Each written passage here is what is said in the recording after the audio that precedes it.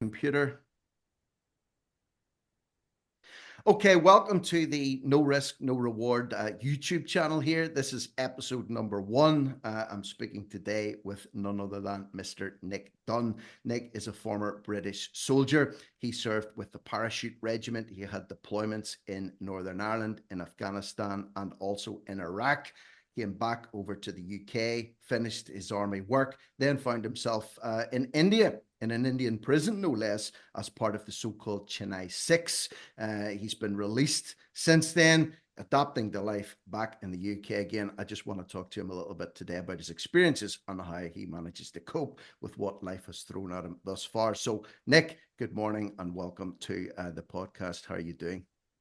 I'm great, thank you, and good morning, Rick, and thank you for having me as your first guest. It's a true honour, so Oh, thank you. it's a pleasure. It's a pleasure. And, you know, I've spoken to you once before on TNT radio. You were on briefly one day where we were talking about conscription, but we didn't get into any detail about any of your background. And that's really what interested me about you. And I believe people listening to this today are going to take something away from it. So I want to go back to the start, if we can, Nick. Just tell us a little bit about where you were born, where you grew up, family life growing up, anything out of the ordinary, or was it just plain sailing at that point? Well, I'm the youngest of a family of five. Obviously, my older brother and my sister's the middle, and I'm the baby. Um, Growing up in the 90s and, doing school in the finishing off in the, early 2000s. I think that was the best and probably the last decade where kids were being kids and being out and exploring and this, that, and the other, and being a kid, playing armies. You'd find a stick, and whatever the size that stick was, you would think, oh, that's a machine gun, a shotgun, a big log, a bazooka kind of thing. Um, and I remember watching the old war films, whether it be black or white or coloured, like typical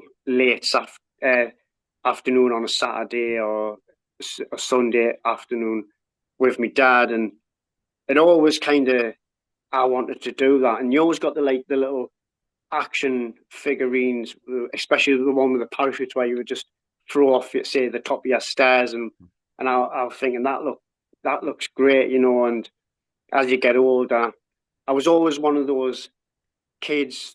I wouldn't say wishing my life away, but I wanted to grow up early because I wanted to join the army and more predominantly the parachute regiment, um, which I got the opportunity once I left school. I always had it. I know you can go to Harrogate at the age of 16, but I wanted to make the decision myself and as an adult. So I joined at the age of 18. I went through obviously the whole proceedings, at the age of 17. So I still had me mum and dad present when you swear allegiance to the then Queen and country, because I was under the age of 18 at the time.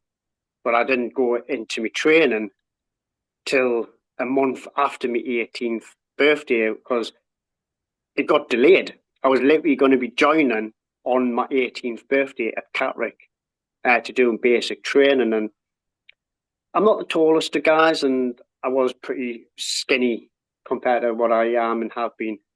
And I really found military British training tough, hard. I'm not going to admit it was plain sailing. But if you want something in life, you've got to go beyond the beyond that you think is your limit. And that's what separates the parachute regiment from all the other regiments in the British Army, is because when you think you're at that limit, you've got to go beyond. And that's what makes us an elite regiment and considered one of the best regiments in the world. And to go through the training and get to where it's called P company, it's a test week where you do two activities like a 10-mile tab, which is tactical advanced spell, where you're tabbing speed marching with heavy kit, and like a trinasium and log race, stretcher race. It's all, hard graft, and it's all got its little reasons behind it. And that's what kind of you've got to set your mind into program is, do you want this maroon machine, the maroon beret with the parachute regiment cap badge? Do you want that? Because if you want that, you've got to overcome this. And I was injured at the time, and I was told, you've been injured a few times, maybe the parachute regiment's not for you. And I was on crutches, and I was like, no, I'm not going to let this beat me. And I remember hobbling up to the med centre at Carrick, and I handed the sticks in, and I hobbled back. And then, because I'm a short arse, doing tabbing, my little legs are going like that. So I'm doing, if we did a 10-miler, for me, it was like a 20-miler. And I had to do it because How tall are you, by the way? I'm only 5'3". I'm only a short Are arse, you? you know Right? what I mean? I thought I Yeah. was a short arse. I'm only 5'6", but I thought you were a lot bigger than you were. So carrying heavy weight, it's it's hard work.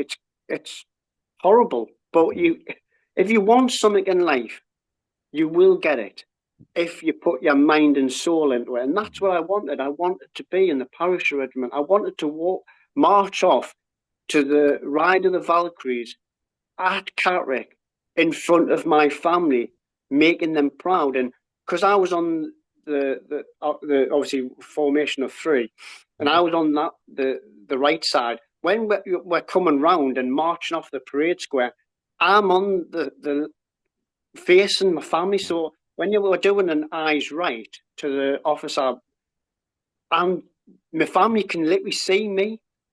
You know, they don't have to kind of look through the rest of everyone. But it was tough. And battalion life, you think you got it easy. Definitely not. That's when you're not held back by anything. You are in the battalion. You are in your regiment. You're going to do stuff that is beyond your wildest dreams, and this is what you need to do. And I was lucky to be in the Special Forces Support Group, where we went on operations with UKSF, which obviously 2 and 3 para don't get that opportunity.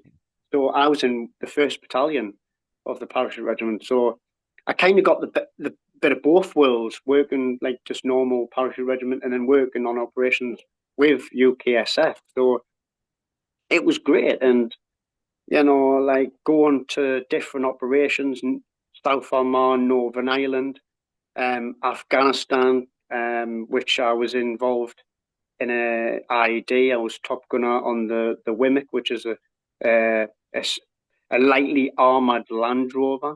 Let's just put it that way. And the IED was designed to obviously blow a leg off or below the knee, but it went literally through the engine. And I always remember that simply because the only time you see explosions and this, that, and the other, because when it's on exercise, unless it's live firing, it's slightly different. And then you see in films. And then when you're in the military, you realise, I don't think a grenade's going to do that. But in films, that's why they make it Hollywood kind of thing. Mm. And it literally, you don't know what's going to happen. It just, boom, big cloud of smoke, ears are ringing, dust, you wait to let the dust settle. And you check your crown jewels if they're there, because if they're not there, you're not a man anymore.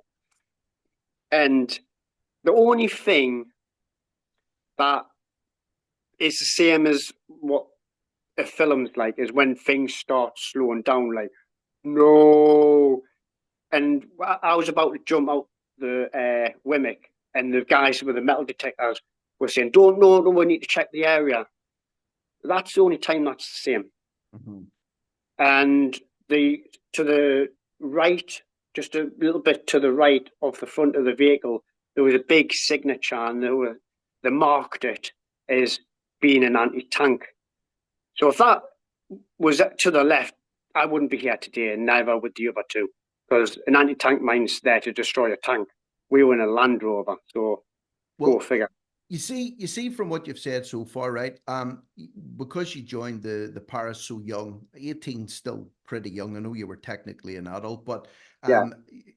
soldiering something that you obviously wanted to do from an early age. But when you actually arrived in the military and you started that training, it must have been a shock.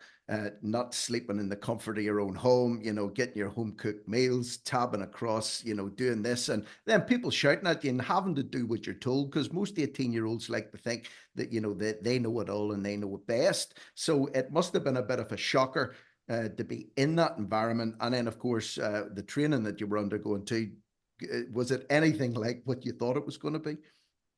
I knew it would be a big culture shock, but I didn't think it would be how I envisioned it. I remember rocking up to Catterick. Why I didn't take it out is beyond me, but I rocked up at Catterick with a silver chain, my eyebrow pierced, and a sleeper earring in my left lug. And when you're all lining up in the corridor, a big line of people, and from different backgrounds, some from the Commonwealth countries as well. And the sergeant was this big fucking meathead, and some of his like corporals, you would think, I'm in fucking hell here. But like I say, if you're going to be a bear, be a grizzly, and that's what Parachute Regiment is. And I remember him looking at me, which obviously looking down, and he went, "What the fuck have we got here? We're going to have fun with you." And I never, when I look back now, it's done for a reason. Mm-hmm. It's, people would say, "Oh, bit of bullying, character building." Unless, if you give someone a reason, if a corporal's constantly going at you, it's probably for a reason, because they're not wanting to sign off people to come to their regiment if they don't think they can cut it. Mm-hmm. We're an elite regiment. Not many people pass P company. Mm-hmm. Yes, you can go and do P company not as a female or other regiments, and they always say, "Oh, you're a paratrooper. You're a parachutist. You're not a paratrooper." It takes more than just passing P company to be a paratrooper. You go from week one, day one, right? Male or female, we'll see how far you go. Mm-hmm. And if the first female was to ever do that and go through, I tell you what, she will get respect. They do obviously get respect, but you're not a paratrooper though. Yeah. It's different for officers. They can choose kind of, if they pass P company, the pass P company, all arms P company, they can get a choice to be a paratrooper. And I think 2 or 3 paras got a female. Fair enough, but I won't say no more on the matter, because PC Brigade will be out there in force. But it's like what you see today with the hair and the beard. They're just letting the standards drop. As far as I'm concerned, everything's done for a reason. I'm not saying hair and beard doesn't make an elite soldier, but there's a time and a place on operations, because you're on operations. The only things you need to be more worried about on operations: health and hygiene. Make sure your weapon systems is correctly cleaned and operational, and your skills and drills. Hair, who gives a monkeys about your hair or beard? But when you're in camp, the eyes can see you. If you're out and about in Civvy Street, people are going to look at you and go, "They look like a bag of shit." Mm-hmm. And they're supposed to be protecting me. You know what I mean? It's all about image. and we have high regards and high standards. But I think as the whole, the British military is go and walk. Well, yeah, that's another topic for another podcast completely. But following on from that, okay, so it was a bit of a shocker when you got up to Catrick, you know, rocking up with your eyebrow pierced and your neck chain on, and this big sergeant giving you a lot of aggravation. Obviously, nothing prepared you for that. But then I want to reflect back on what you said there about being involved in that IED. It was an anti-tank mine that could end up of killing you. So even taking that a step further again, because I know the motto for the parachute regiment is, forgive me if I mispronounce this, utrinque paratus, which means ready for anything, right? So obviously the training second to none. It's an elite regiment. You have to demonstrate that you're good for the job. But having said that, despite all the training, surely nothing also then could have prepared you for an active deployment somewhere like Afghanistan, where you were blown up by an IED, everything started moving in slow motion. That would have been another level again, surely. Yes. Anyone who joins an infantry regiment turns around and says, I don't want to go to war. Why are you joining an infantry regiment for? Of course, you train to go to war. We train hard to fight easy. If you do your skills and drills and constantly train on exercises and different weapon systems and on the ranges, when you're on operations, bosh, bosh, bosh. Yeah? You've got to think, this is the enemy. If I train better than them, I've got the upper hand. It's not meant to be easy. But a lot of people go to operations as young, you could say, boys, young men, child image, but they come back men. They come back having seen things, done things that they've never imagined or only imagined, but they've had to do it. And we were on an operation, and it was obviously the operation that I was involved in, the IED. A few other vehicles got hit as well. And it's a strange feeling when you've got to tell your family where you're going, because no one, you know, the last was the Gulf War, and you didn't really see, you know. And then you had Ross Kemp, and he tried to go with a parachute regiment, but we fobbed him off. We went, not our regiment, I think it was Free Para. They fobbed him off. They went, we're not your babysitter, and he ended up going with the Royal Marines, I think.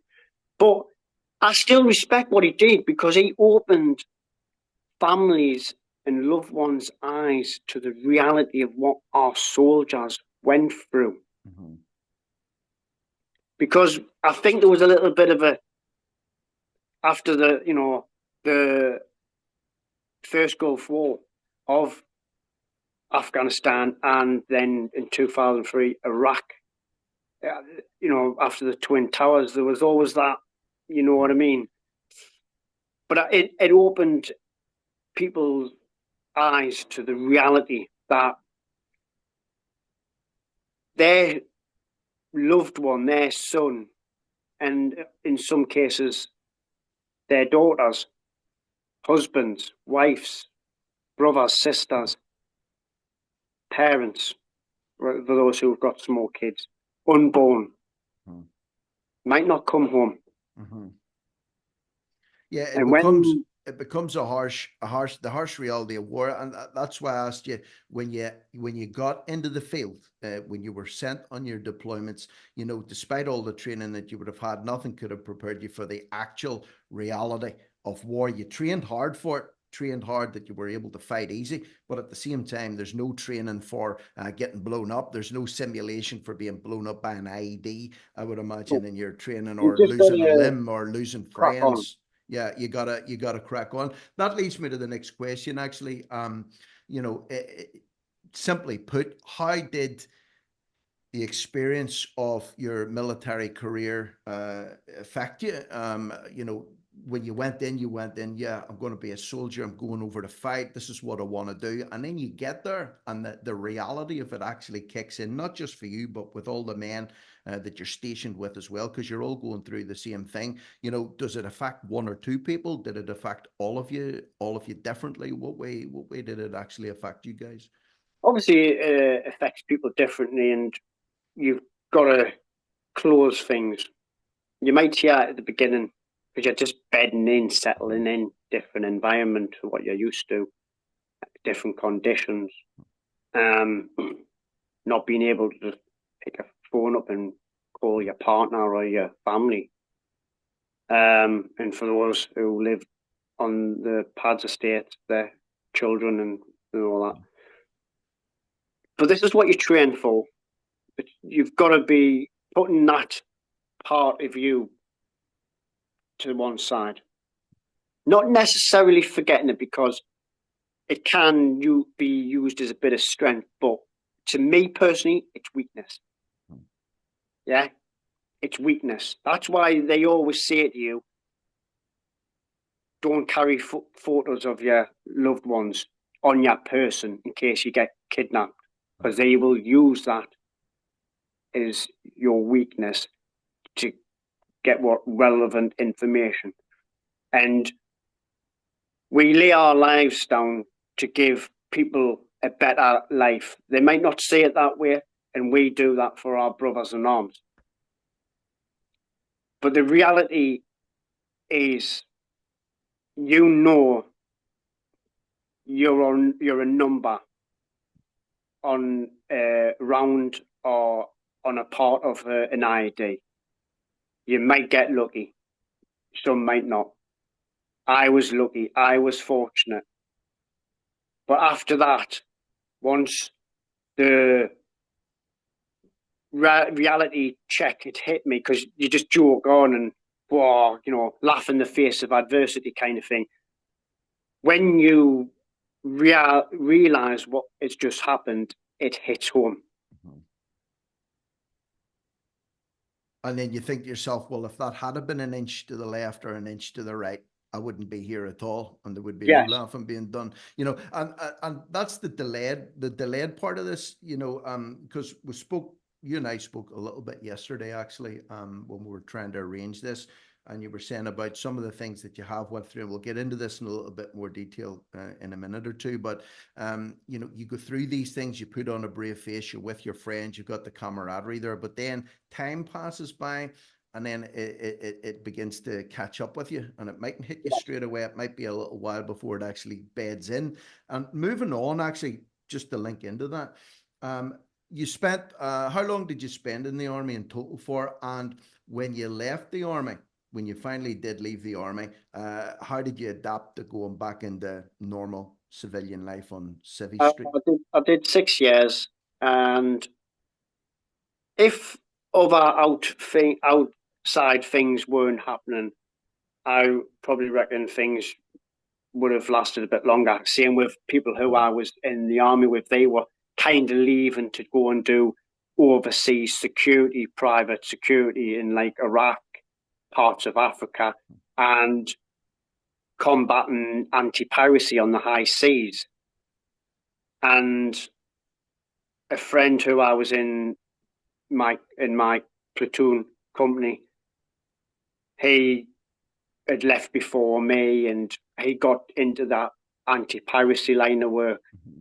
And when leaving the military and coming out to civilian life, it's a massive culture shock again, because you just realize how inept and stupid and docile and sheep mentality people are. They just walk around in their little ignorant bubbles like zombies, and you're so used to having a safety net, getting things done, having things in a more faster pace. But in civilian life, it's, well, yeah. And I'm like, there's the box, think outside it. Don't make your life harder than it is, make it easier, but don't take shortcuts. Mhm.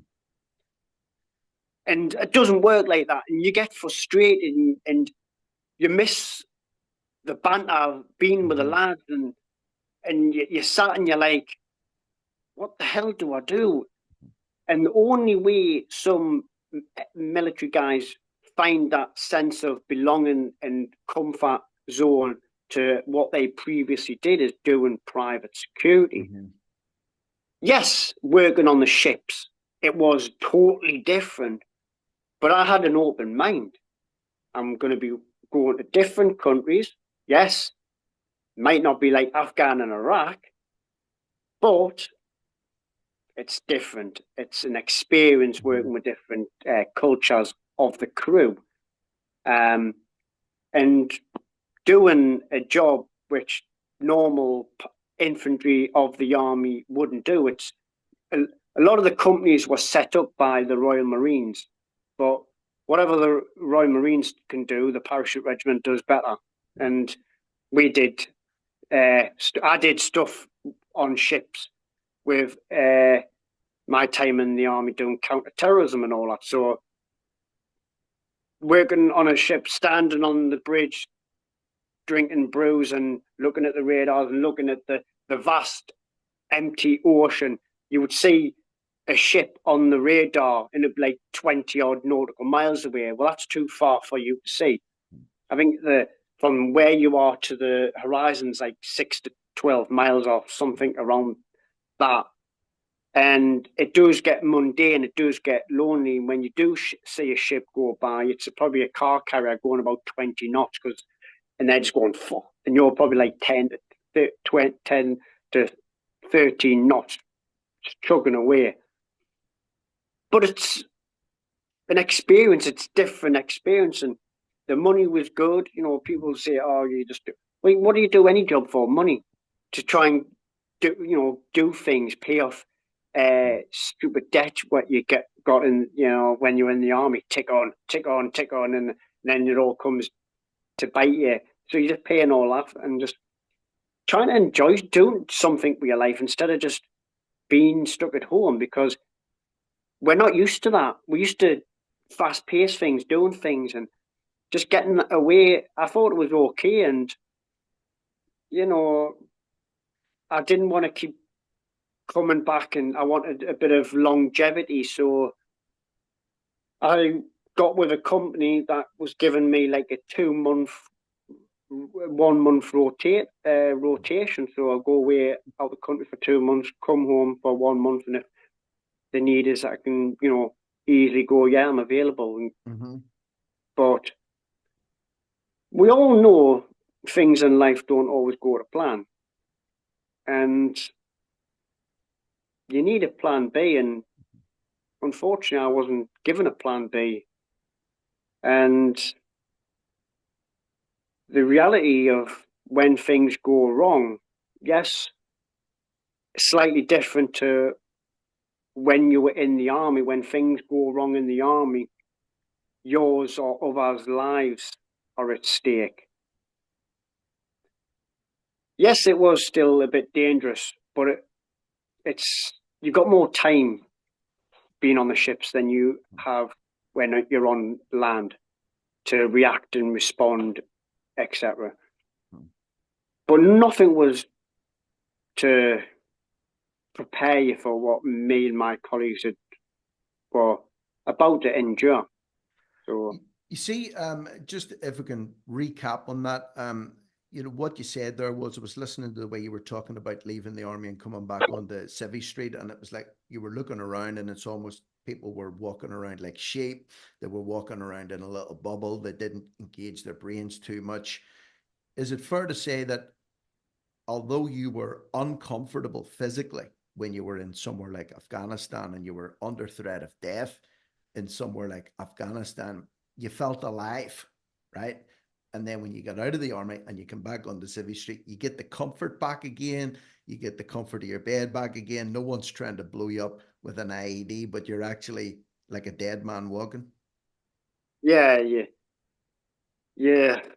I think it didn't really happen for me, but because obviously what I've experienced and the unit I was in, you come back home and you might get non-civvy friends, or your family might ask you stuff. You don't talk about it, especially the unit I was in, you know, working with SF. You don't talk about it. And some might, you know, like I said, I did explain to me family what happened, but it's the shock. Yeah, they got a bit upset, but that's because they only found out when I came home. And they were like, well, why didn't we know? I said, because I wasn't injured. If I was injured, you'd known about it. You'd have a knock at the door. Yeah. Every UK family, when their loved ones went on operations at that time in Afghanistan, they were hooked on the news. Every time the phone went, a shiver would go down the spine. They don't ring you, they knock at your door. So the last thing your family wanted was a knock on the door. If a certain car kind of rocks up, a car that looks out of the ordinary, and a military personnel in uniform gets out of it, like you've got We Were Soldiers, that. So when I was to say, oh, I got blew up, they got a bit shocked.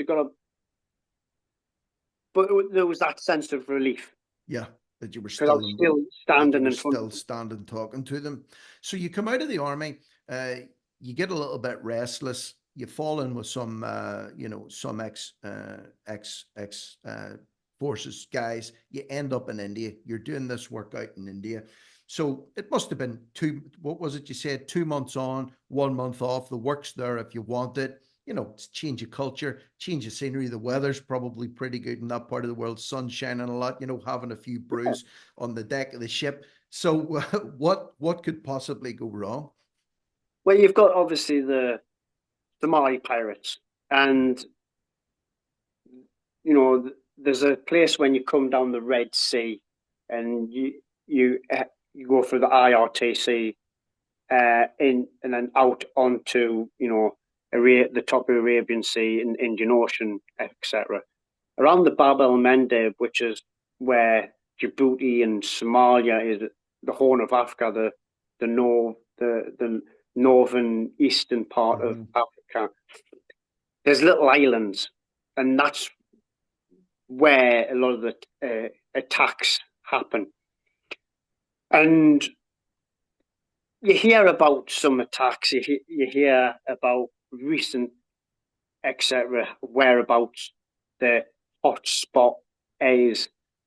And it's normally either, same as the military, first light, last light, because that's where people are a bit complacent and change over of guards kind of thing, not as much to do with us when we were doing like 3 hours on, 9 off kind of thing in a team of 4. But we were coming down the Red Sea, and I was about to come off about around 9 o'clock in the morning. So I was on that watch where coming down the Red Sea in the dark, and then when we're getting to just before Bab el Mandeb, it'd be daylight, and the sea was just like a sheet of glass, so eerie quiet. You could just hear the slap of the waves against the ship. And I noticed there's a little dot on the radar, and I go, and do a little, that's not a, get the binos out. There's a skiff, like a long, thin speedboat. And I PID'd about 5, 6 guys trying to look for any equipment grappling hooks, ladders, weapons. Couldn't see anything. And what these ships do when they come down to go on the IRTC to get escorted by naval vessels, they slow down because they've got to go to a time slot, right? And that's where these attacks, because you're all bunched up. And obviously they're not stupid. They do get told because it's Al Shabaab that orchestrates these. So you get spotters. And what these were spotters to let the people who are going to attack the ships around the little islands in the Bab el-Mandeb, which ship to get. So all they were doing is to make themselves known to attract us as security. So they could see us and go, that ship's got security, do not touch it. And that's all it was. So when I noticed them, you're thinking, why? You don't look like a fishing boat. What are you doing out there? So all you do is make a note, where it is, what time, inform the officer on the bridge. He would then let the closest naval vessel, and they could send a helicopter or a boat, depending how far they are, to inquire what are you doing. And that's all they do, spotters. And it's quite nifty. Some succumb to being hijacked, some don't. We always come on and tell them, right, this is what you need to do for your security prevention measures. This is the reason why you need to do that. Some ships, they'd be thinking, we know better than you. And we're like, okay, so what do you need us for then? Mm-hmm. Some would give us utmost respect and literally do everything as we say, because they feared for their lives and they looked at us as heroes, protectors. I'm out there doing protection. I wouldn't class myself as a hero, but their shipping company is paying our company to provide security, to make sure their ship with their crew and cargo goes from A to B. Because what people don't realise is majority of all today's goods comes via the sea. And if you remember quite recently about what was happening around Yemen and stuff, the Houthis, a lot of ships, especially the fuel ships, I think it was Shell, they turned around and went, we're not going through the Bab el-Mandeb and up the Red Sea, through the Suez Canal. We're going to do it old school. And what does that mean?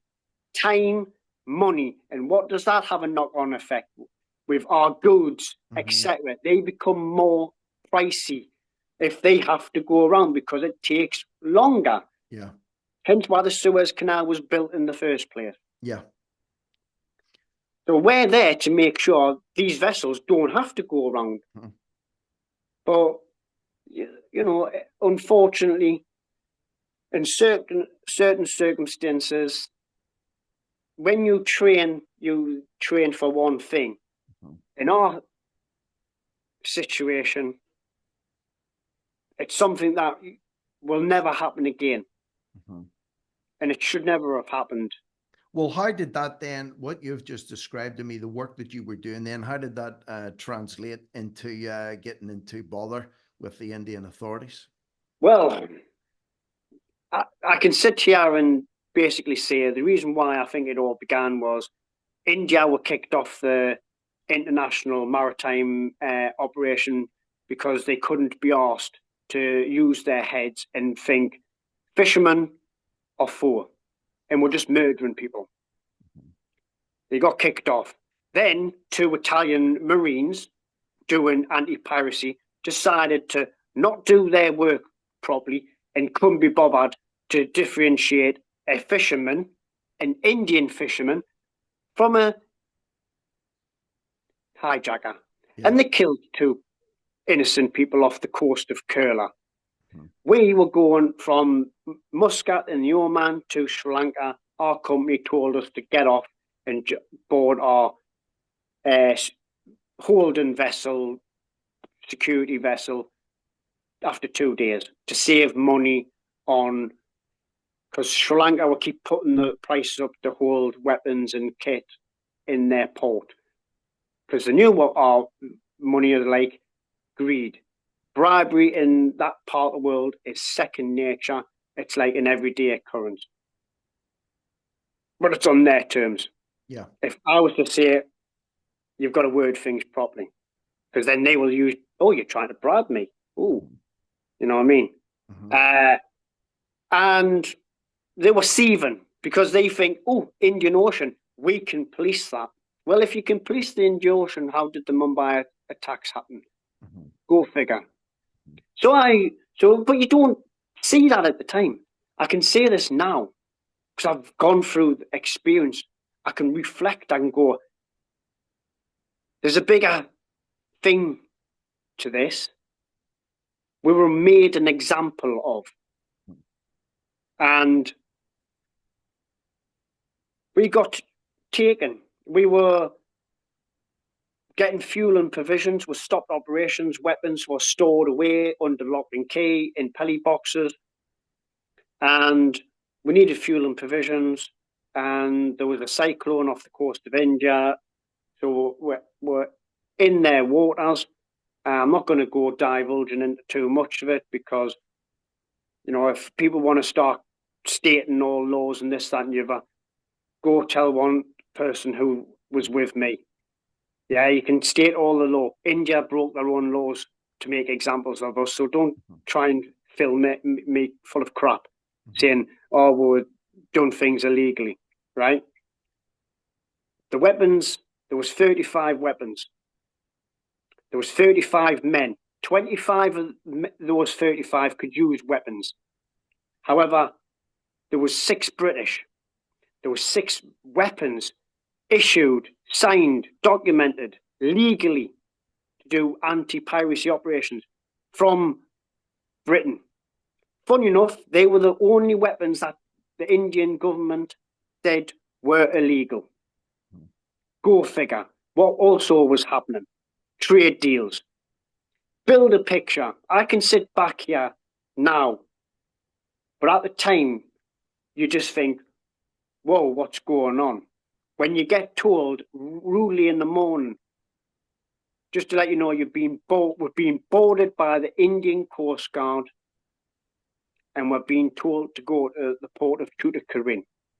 I went to sleep that night on the morning of the 12th of October 2013, of our vessel taking fuel. We were then rudely awoken a few hours later. Where we were probably 2 hours, maybe 2.5 hours, maybe less, hours away from port.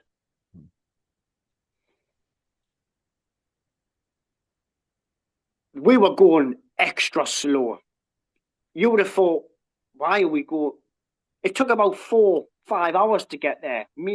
I can't really remember, but it took longer than it should have. And when we're coming in to the port of Tuticorin on the early morning, so it was daylight, on the 12th of October 2013, and we were presented by the port a massive welcome committee. Being ex-military, that raised a lot of suspicion, not just to me, to a lot of other people. And that's when I realized I'm in the shit. But it's not like back in the military where rounds are coming at you. This is something I can't control and have no say or matter. And that's worse. So what happened at that point then, whenever they gave you this welcoming committee? I understand that you were accused of having illegal weapons, even though you had documentation for them. You were singled out. There was a group of 6 of you in total that were arrested at that point. And what happened immediately after the arrest? What did they tell you? What did they did they even try and explain it to you? Were they speaking English to you? Did you need an interpreter? What was the chain of events after that welcoming committee? Well, we spent a couple of days in the port, different organisations from around of India as far as Mumbai. We were shown all the weapons certificates, the weapons, the ammunition, making sure everything was above board, which everything was. And all the other companies started filtering away, thinking we were told, but we can't see any issue here. And the local boys, Q branch of Tamil Nadu, their anti-terrorist unit, yeah, an anti-terrorist unit. That's what they thought we were, terrorists. This is what their media said about us. We were going to do a Mumbai-style attack on their nuclear power station, selling weapons to Tamil Tigers. This is what circulated onto the internet. This is what I had to tell my family when they found out, when my dad questioned me, what are you doing, son? Because what we're reading doesn't look good. I said, it's lies. They're lying. I'm a protector. I'm protecting crew. There's 12 Indians on my ship. So there was a picture being painted, Nick, that you guys were terrorists, you were arms runners, you were running guns, that you were maybe going to try and attack a nuclear power station, and that was filtering back over to the UK. Your family were reading this, and then, does that not show the part of the media as well? Because, they immediately believe, a lot of people immediately believe what's written in the media, whether that be your own family back at home, or whether that be the people in India that you've just been arrested in. And of course, that's not going to do you any favors if you do end up in prison, or you do end up in a court and the picture's already been painted of you, that you're a bad guy, you're bad guys, and you're going to do bad things to the Indian people, and you're smuggling guns and, helping to supply the Tamil Tigers. It doesn't get you off to a good start when it comes to your public image in India, I would have thought. No, it doesn't. And like I say, when they took us off the vessel and they whisked us away, no interpreter from the company was allowed. No agent from representing the company was allowed. There was one of the crew who was from Tamil Nadu who could speak English. He was the interpreter, and the police were going hard at him.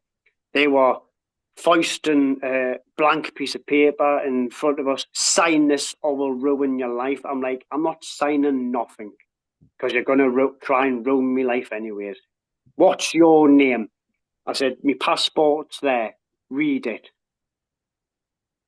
It was just, this, you got to cast your mind back to when you were in the army. If you ever were taken prisoner, you only say certain things.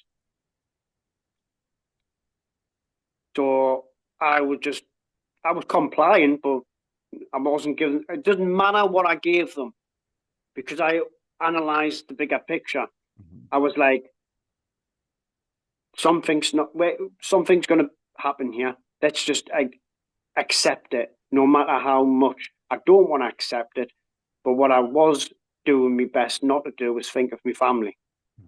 Because if I think about my family, it becomes a weakness.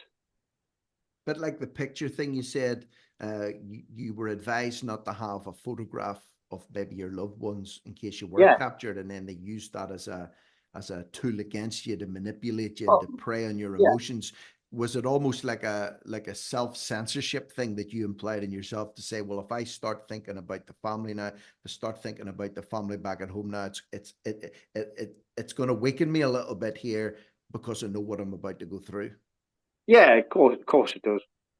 they whisked us away. We informed the families, the British Embassy, and the first prison we went to, we spent a couple of days there. We arrived there at night. It was built under British rule, because I looked at the date and it was like 18 something, and I was thinking, and we later found out that Tamil Nadu despised British rule. So when they realised they had 6 British, it was like the shoes on the other foot now. Mm. I'm not saying we did a lot of bad stuff, or sorry, deny a lot of bad stuff in India. That was past tense. What British rule did for India is a lot more than bad. That's what I will say. Mm-hmm. But at the end of the day, that's got nothing to do with me. You can cry a river for all I care. I don't care, right? I'm in this moment of time. You can crack on about that. That's past tense. This is about now. Mm-hmm. And our lives are going to be destroyed so they can get one over the British, so to speak. And we saw the embassy. They told us the families all are aware. And it was a quick jot down on a blank piece of paper. And all I had to say was, don't worry, don't worry. Mm-hmm. I'm all right. It's okay. Mm-hmm. Things will, sort itself out. And then as the 23 foreigners of the 35 group, after a couple of days, we got shipped up to Chennai mm-hmm. from Palamkoti, which was nearly like 11-hour bus journey. And we travelled through the night and arrived there. Sorry, we travelled during the day and got there at night. So we didn't really see the extent of the prison till it was daylight the next morning. And then you realised, wow, so this is what a prison abroad looks like. I've only ever, because I used to watch Prisoners mm-hmm. Abroad, mm-hmm. Banged Up Brits Abroad before. Yeah. I used to watch that. You know what I mean? And you were on the other side of the camera then? Yeah, and I was just thinking, wow, I'm now starring in their program. That's not a program you want to be starring in either, is it? You know what I mean? Like, it just felt eerie, mm-hmm. the heat. And then you just try and get by. Your head's like this. Mm-hmm. And it's one thing I always will remember, and what I noticed that we all did is when, the prison door gets locked in an evening, the clattering of the keys, mm-hmm. and then that's it. You could hear a pin drop. Mm-hmm. The reality hits. When you guys were taken up there, did they keep you all together at all times? So in other words, I know there was 6 of you in total, including yourself, the Chennai Six, obviously, but did they keep you guys together, or did they separate you out at any point, or were you allowed to stay together in a little unit? We were all together, all 23 foreigners. They kept the Indians away and down in Palamkoti, because when we saw them months later, it looked like they'd been fucking tortured. Uh-huh. They would never be able to do that to us. That's why you get the saying, safety in numbers. Yeah. If it was just, say, the 6 British, they would have definitely, and I'm not saying it wasn't horrific. It was, right? But I'm definitely not going to lie that things weren't a lot better, manageable in a bigger group. Yeah. And also for your own personal self coping with that.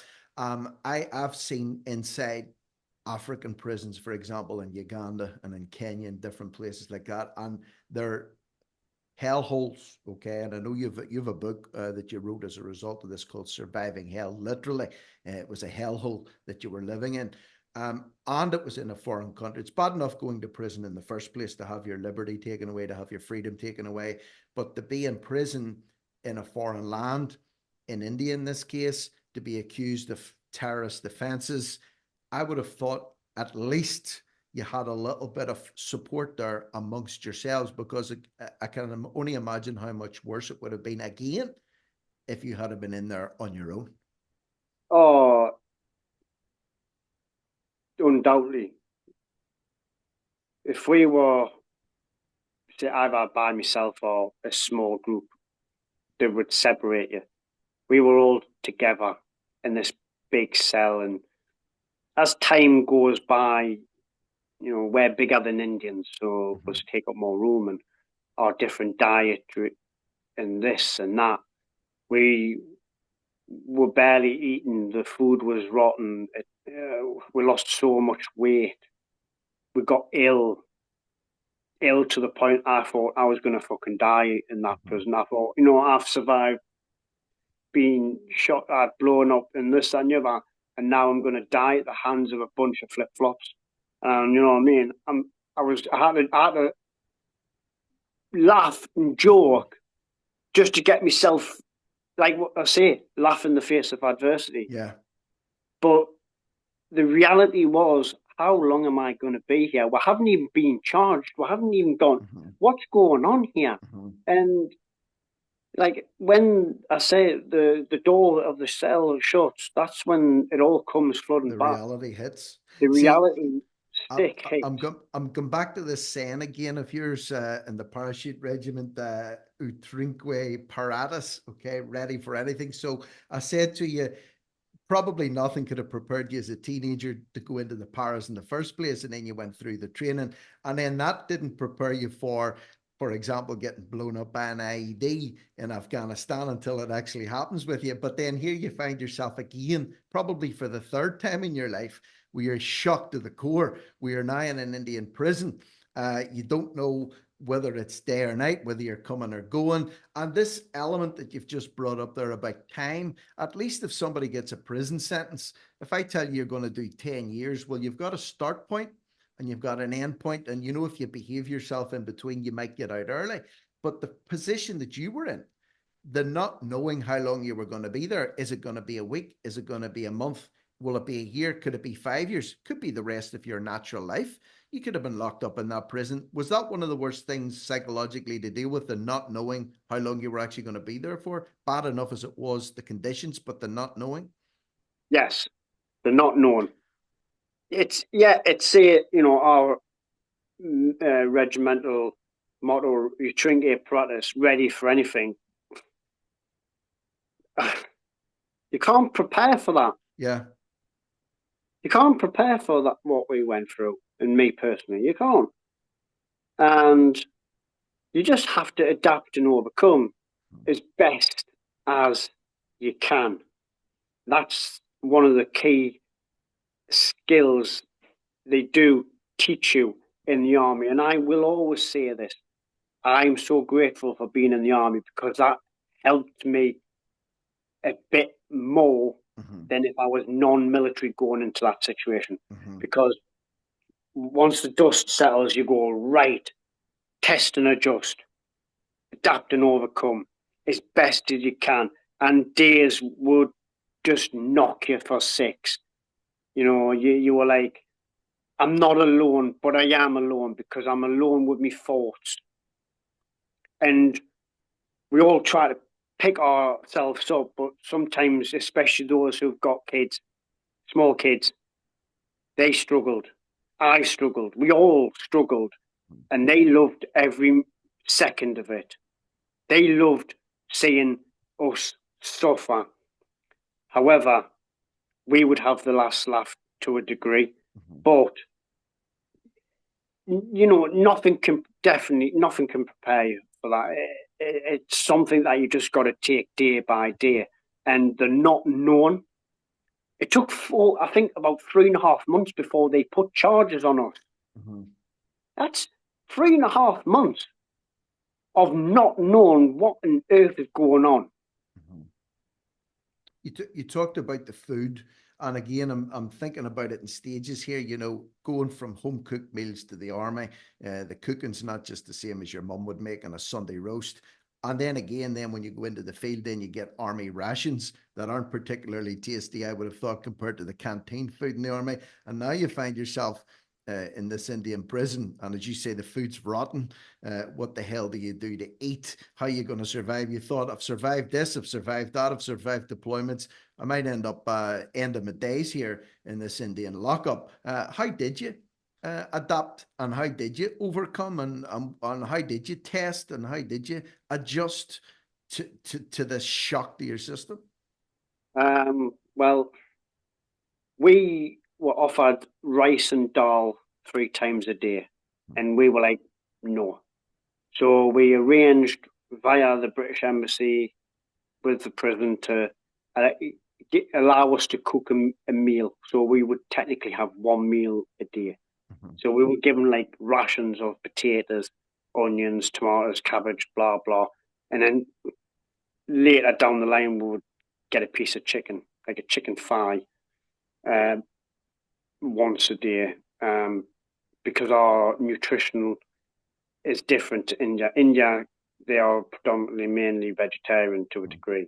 And in prison on a Sunday is where they get their chicken meal. Mm-hmm. As a kind gesture, you could say. It was a massive shock, but like it's like when people who don't know or think this is what you would do in that situation. You're being took hostage, and they put food in you, and you go, "Oh, I'm not going to eat that in case it's poison." And I'm thinking, why would they want to poison you for? They want information. Mm-hmm. So what they teach you is get that food and eat it as quickly as you can, because you never know when you're next going to get food. Mm-hmm. So whatever food we would try and pretend we're Gordon Ramsay and try and cook, I'm sure we gave ourselves food poisoning a couple of times because we're no chef. And with worry, stress, heat, comes dysentery and DV and next that, and we had that. So we would just eat and try and eat abundance of rice, carbs. Mm-hmm. But the thing about rice, it makes you that full, and then next minute it's gone. But sometimes you had to force yourself to eat because you were that chewed up. You just didn't have the appetite. Mm-hmm. You felt withdrawn. You felt, ugh. And you've just got to just go with it. I never was not going to have food. Mm-hmm. I had the food as fuel, not to be enjoyed, in my mind from what they said about the army. That's why when you're in the army and you've got a lengthy time where you can get a bit of food on, just eat it as quick as you can, because the enemy might bump you and blah blah. Mm-hmm. So if you're dilly dallying, what is food? Fuel. Simple as that. You need fuel to carry on. So any bit of food I would get, I would eat. It wasn't the greatest. Yeah, I lost weight. We all lost weight. But like some days you couldn't eat straight away, but you would never not try. And some people would eat it and they were just that chewed they had to, you know what I mean. And I hate a wastage of food, but I would never steal another man's rations, so to speak, as we get told. And I wouldn't go, oh, do it, because I would rather them realise to themselves, oh, I wish I never did that. I wish I just put it and ate it cold. I'd rather eat something cold and not eat nothing at all. I know it's not enjoyable, but you're not in an enjoyable bloody position. No. Beggars can't be choosers. You mentioned chicken as well. I'm having a bit of a chuckle here as well, because you said it's a special treat. Maybe at the weekend you would get a bit of chicken and maybe a chicken thigh.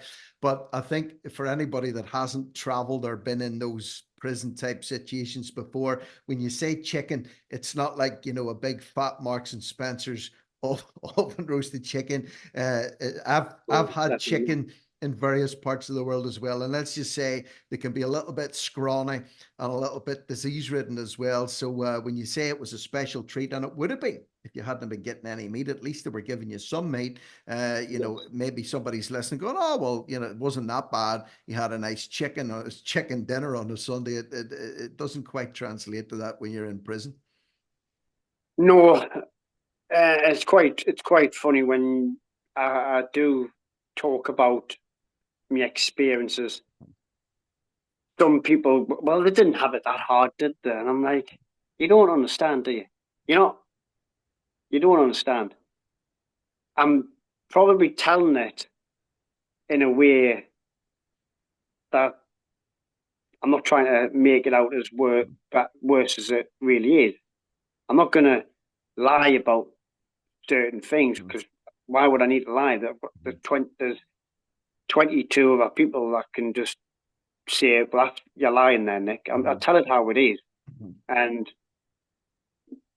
small goals, small little wins, like I say, safety and numbers, this, that, and the other. They could have given me a 5-star experience.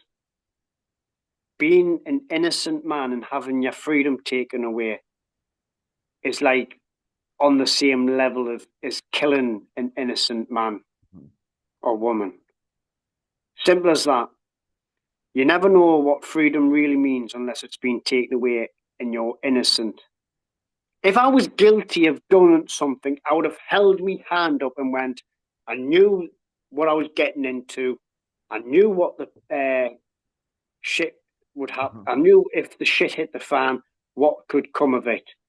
I took the chance and I failed in what I had to do. I could say, okay, I made a mistake. For this, I'm going to fight. I'm going to plead my innocence because I was innocent. What people might not realize, the only crime that was actually committed was the vessel that wasn't legally allowed to bring fuel. Out of everything, and I've seen people try to say, oh, well, you know, trying to spit Indian facts and Indian laws. India broke their own laws, man. Don't talk about stuff when you weren't there. The only rule that was committed. We never said we weren't in their waters. They had to prove where we were, and they couldn't even do that, man. So don't tell me. But it was horrific as it was. It could have been a lot worse, but it was worse already. I want to move on because I'm conscious of time here as well, and I know you've got somewhere you need to be shortly, and a few other things I want to cover off. So you guys are in this position together. There's safety in numbers. You're adapting to the situation as best you can, given that there's no way that you could have ever prepared for it in the first place. Wasn't just you was part of this team, obviously, just the guys that were locked up, the Chennai Six. I know in your case, just speaking about you personally, your sister in particular was fighting feverishly your corner back in England to try and get you guys attention, to try and get you released, to try and get you some justice. Okay, so if it hadn't been for her, and without getting into all the legalities of this, okay, because obviously you did get released and the charges were dropped, but if it wasn't for her, for example, in your case, fighting behind the scenes and other people getting behind you from this side, is it foreseeable you could still be stuck in that place? When it all kind of evened itself out and we were sentenced after the trial and we were given 5 years, we had a start and an end date. If I had done the 5 years, that would have been 7.5 years, give or take. Innocently, I had lost. My sister was not just fighting me, she was fighting for everyone. And some of the other families were side by side with her leading the charge. And it was great that that was happening, because it showed that there was people out there trying to help, but it didn't matter. Bigger things was happening. And when it becomes a diplomatic incident and we're used as pawns, it doesn't matter how hard you push with your legal team. Mm-hmm. If they want to end it, they'll end it. They just wanted to, because it was an international incident. Mm-hmm. We were innocent. Of course, if you make a lot of noise, you will get heard. Mm-hmm. My sister and the others tried that. And it was one of the catalysts of getting the government to try and push things. And the government did do things. They did feel a lot of things. They could have gotten me home and the others in July 2014. They know that. They failed. They could have put us on diplomatic security, diplomatic umbrella, and got us out of the country. End of. I'm not going to sit here and say they couldn't. They could. They knew we were innocent, but trade deals between the UK and India were happening, and they buckled. India were using us as leverage. In the UK, just, oh, okay. We shouldn't have been there. And my sister and the others were doing their best to try and push. But unfortunately, ultimately, it took a man nearly to die for India to basically get their act together, and we ultimately get our freedom.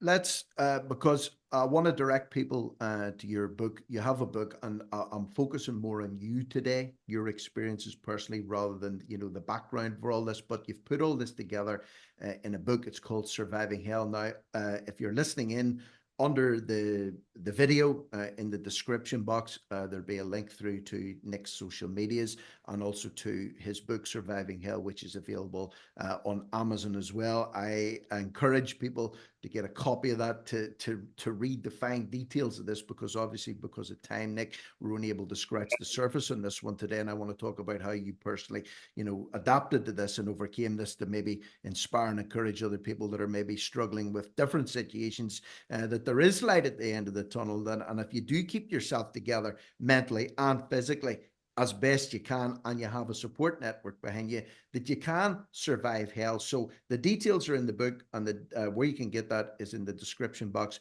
underneath this video. But let's fast forward, okay? Thank God you guys did get released, okay? Just explain, if you can, the day when you got the news that you were going to be released, because I know you were in and out of custody and there was stops and starts. Did you find it hard to believe that it was actually happening, or it was going to be a permanent thing? Were you a little bit skeptical about it? Were you a little bit disbelieving? Did you not want to get your hopes up again in case you had them dashed? Or what was it like when the penny finally dropped for you that you were getting out? After just what you just said, there was times where we were out in playing the hokey cokey kind of thing, and it was all to do with mental, to break us down. Mm-hmm. And Indians are great at lying. They can't just say no, they'll have to lie instead. Blatant liars, compulsive liars. And that's my experience. Obviously not all, but obviously what the people we had to deal with, the legal teams, and that, they lied to get things beneficial for them. Mm-hmm. But finding out when we were going to get released was like a dream come true. Was the thing that you've been wishing every day for 4 years. And when the embassy came to pick us up, and just being out there back at the embassy, it was a great feeling. And to go through all the ramifications to get yourself back on a plane back to the UK was even better. And being in a country for 4 years where the average temperature was about 30, to come back to UK December weather was a massive shock. It was the first time in 4 years where I've actually smelled clean air. and that was on the airport, and that was at the airport. So that tells you something. But the welcome committee, the support that we all had, but more so for me, was crucial. Because they were my light at my darkest days. They were that light at the end of the tunnel. They were saying, come on, Nick, keep coming. Come to us. We will save you. And you would get the days where I would fall, and you've got to get back up. You've got to keep heading towards that light, no matter how dim it is, because it is worth it.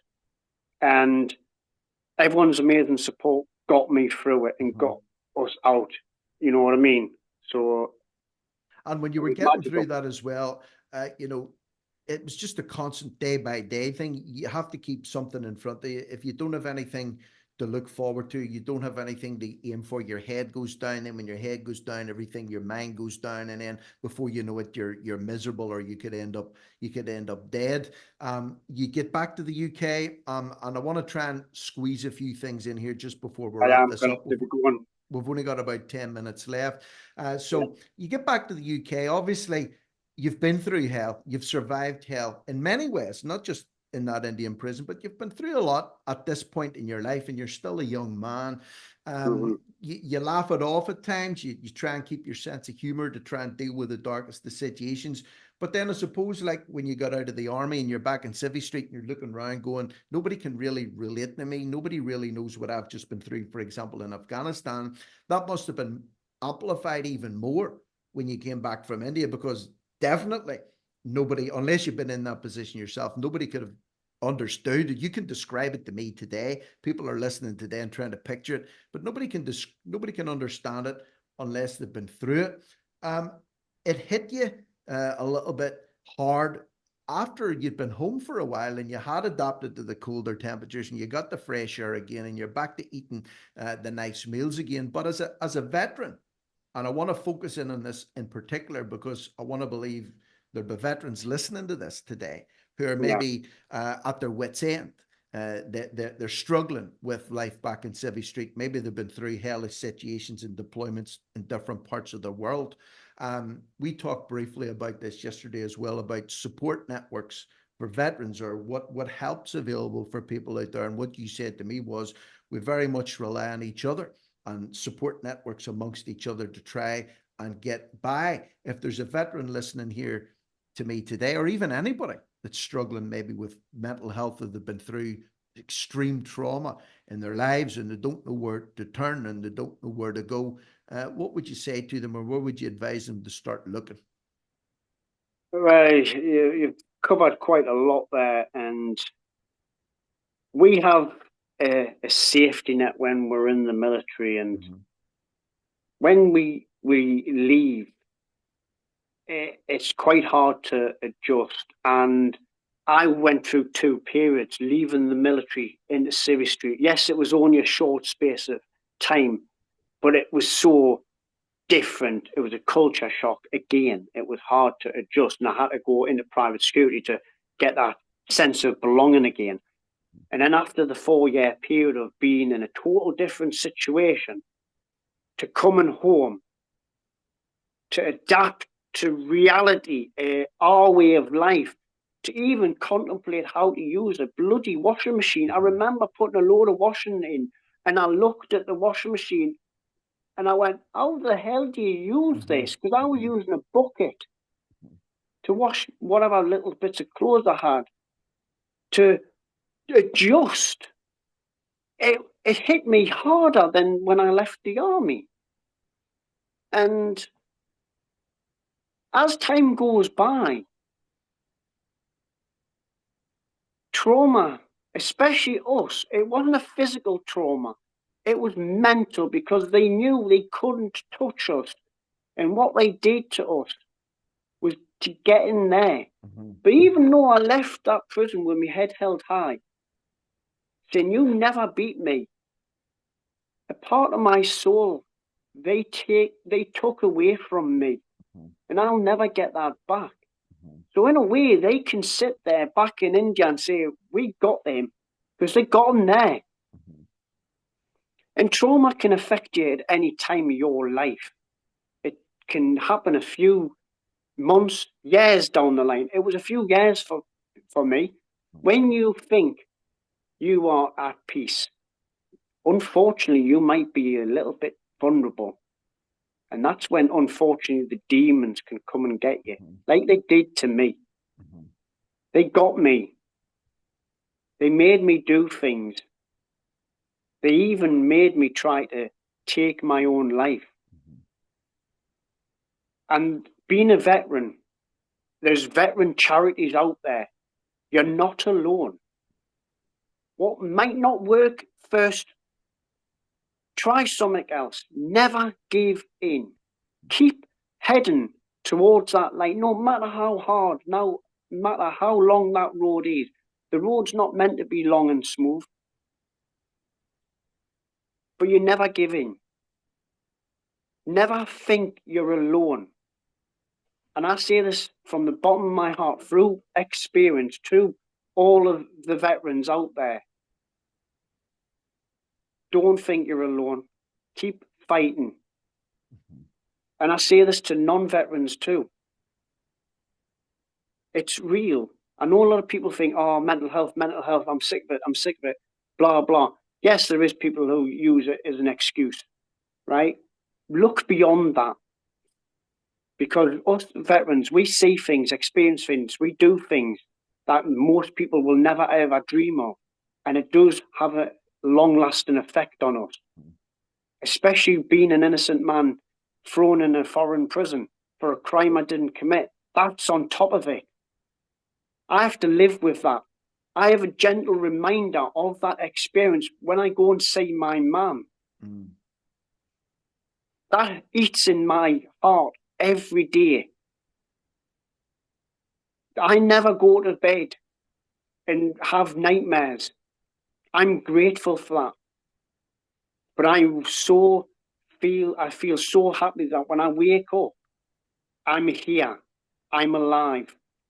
The world is better with you in it, not without it. No matter how fucking horrible you might think, I don't want to be here. There's always that part of your family that will say, you've made mistakes in your life, but you're family. When you go here in life, never try and be something you're not. Get by. Life's meant to be difficult. It's not meant to be how it is at the minute, but life is precious. We only have one life. Live it, experience it, try and do good. You will fall down, but you'll always get up. And others will help you along the way, as they have with me. It was hard being a paratrooper to put my self-pride to one side, to see it. I am broken. And I shared something, I can't remember the whole, it's what the Japanese do with broken pottery. They glue it together with gold. So you'll never be whole. You'll never be perfect. But you'll not see, when you look at the cracks, you see gold. And that puts a different perspective on that. We're all different in our little worlds. We're all different, have different upbringings, some easier than others. We all experience different things in life. But all we all share is one life, you know? And there is people out there who fix people like us. I've got current talk and therapy. I'm having that tonight. And in the short space of time of me doing that, it is helping me so much. And I urge non-military people and military people to take the help. But you've got to help yourself by willing to do it. Nick, those are powerful words, as powerful of words as you could want to finish this little session off here today. And you didn't know this, but when you were talking about keeping on and taking things day by day and keeping pushing towards the light, I heard that thing about the pottery and the gold. I think it was Japanese that were repairing broken pottery with gold. I was going to ask you to finish today by telling that story, but you were one step ahead of me there, and you did. If people take nothing else away from this, understand that you can get through hell. It's not easy, but you can do it. You need to keep pushing towards the light, and you do need people to help you along. And even if you don't have any family that you're close with, or you think you don't have any friends, there are people out there. There are networks out there of people that want to help you, to try and fix you, to try and put things back together again. So, Nick, I want to wrap this up. That's a good time as any to stop this on. And of course, there's so much we didn't cover, but I want people to go and check out the book. If you've enjoyed this conversation today, please subscribe to this No Risk, No Reward channel here on YouTube. Give it a like, share it with people that you feel might benefit from hearing it. And if you do subscribe, hit the little notification button. And just underneath the video, there'll be an information box. You can find links through to Nick's social media pages, and also where you can get yourself a copy of his book Surviving Hell, where he goes into a lot more detail than he has here today. Because of time, we're only limited by what we can say. So, Nick, on that note, I just really want to thank you for taking time out of your day today. I know it's not easy for you to do this, but you do it anyway, and I do want to believe somebody out there is blessed by hearing the words that you've been speaking here this morning. So with that, I'm going to try and finish this recording without erasing the whole thing off. So, Mr. Nick Dunn, thank you very much for your time today. Listeners, hopefully you'll be back for another one. Share it, like it, and subscribe. And we'll see you on the next one here on No Risk, No Reward. Thank you, Rick. It's been a pleasure. Cheers, Nick. So, stop.